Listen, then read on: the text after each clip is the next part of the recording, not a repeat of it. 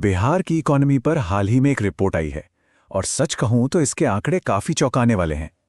ये आंकड़े एक ऐसे राज्य की कहानी बता रहे हैं जो बहुत तेजी से बदल रहा है। तो चलिए देखते हैं कि इन नंबर्स के पीछे की असली कहानी क्या है। तो सबसे पहले चलिए उस एक हेडलाइन नंबर पर नजर डालते हैं जिसने सबका ध्यान अपनी ओर खींचा है। तो ये नंबर है 8.6%। अब ये क्या है? ये है बिहार की 2024-25 के लिए रियल जीएसडीपी ग्रोथ रेट। आसान शब्दों में कहें तो ये वो स्पीड है जिस पर राज्य की इकोनॉमी दौड़ रही है। और यकीन मानिए, ये सिर्फ एक नंबर नहीं है, ये बिहार की एक जबरदस्त आर्थिक छलांग का सबूत है। लेकिन ये 8.6% का आंकड़ा और भी ज्यादा इंप्रेसिव हो जाता है जब हम इसे पूरे देश के साथ कंपेयर करते हैं। जैसा कि इस चार्ट में साफ दिख रहा है, बिहार की ग्रोथ रेट भारत के 6.5% के नेशनल एवरेज से कहीं ज्यादा है। इसका मतलब साफ है, बिहार सिर्फ ग्रो नहीं कर रहा है, बल्कि देश के बाकी हिस्सों से कहीं ज्यादा तेजी से ग्रो कर रहा है। तो सवाल यह है कि आखिर इस शानदार ग्रोथ के पीछे का राज क्या है? कौन सा इंजन बिहार की इकोनॉमी को इतनी तेजी से आगे खींच रहा है?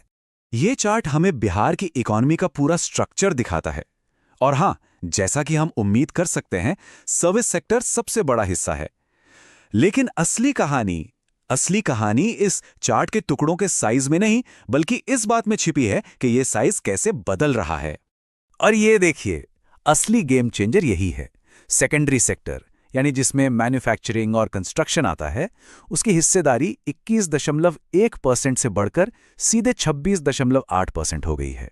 ये कोई छोटा मोटा बदलाव नहीं है, ये एक बहुत बड़ा स्ट्रक्चरल शिफ्ट है जो इशारा कर रहा है कि बिहार अपनी पारंपरिक खेती-बाड़ी वाली इकोनॉमी से हटकर एक इंडस्ट्रियल पावर हाउस बनने की राह पर है।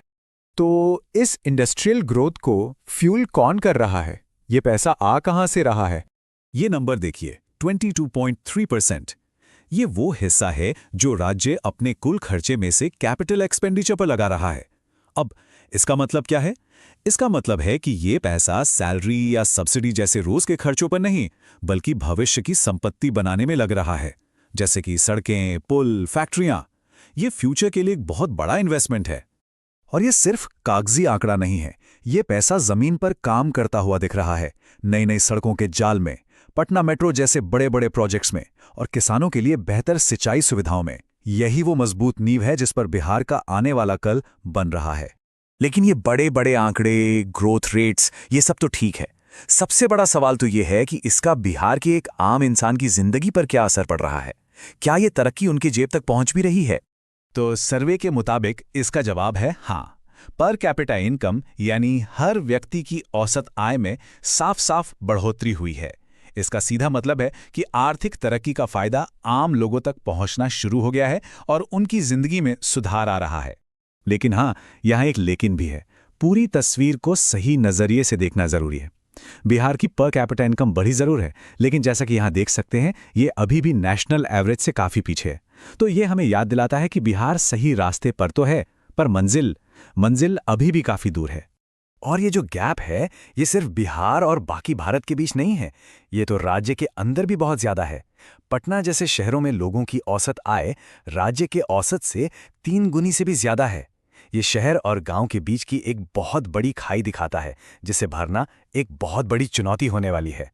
और यही सब हमें सबसे जरूरी सवाल पर ले आता है, क्या ये ग्रोथ टिकेगी? क्या बिहार इस रफ्तार को बनाए रख पाएगा? रिपोर्ट को देखें तो पता चलता है कि अब तक की जो भी तरक्की हुई है, उसका ज्यादातर श्रेय सरकारी खर्च को जाता है। लेकिन लंबे समय तक के विकास के लिए प्राइवेट इन्वेस्टमेंट का आना बहुत जरूरी है। तो असली चुनौती अब ये होगी कि क्या बिहार का माहौल प्राइवेट कंपनियों को यहाँ पैसा लगाने के लिए खींच पाएगा? और आखिर में इस पूरी आर्थिक कहानी की कामयाबी का असली पैमाना तो एक ही होगा।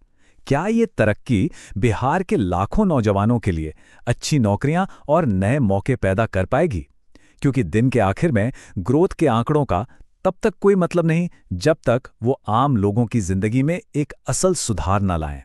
और यही बिहार के भविष्य का